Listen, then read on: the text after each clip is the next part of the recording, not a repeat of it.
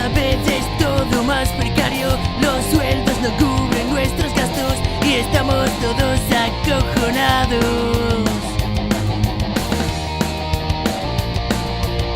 Ha pisoteado nuestra dignidad, hay mucho por lo que luchar, algo tiene urgentemente que cambiar. Parece que se empieza a ver fuerza la gente otra vez.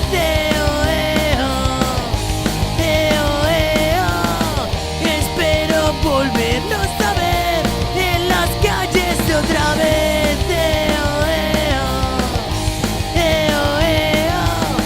No entiendo a qué estamos esperando, esto no se va a solucionar solo, están jugando con nuestras vidas.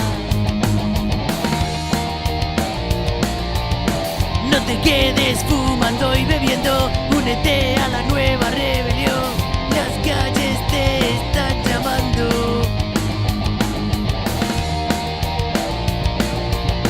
Parece que se empieza a ver fuerza la gente otra vez.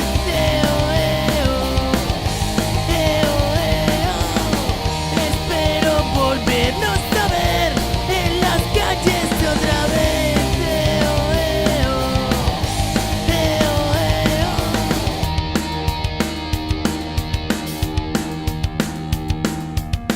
Parece que se empieza a ver fuerza la gente otra vez.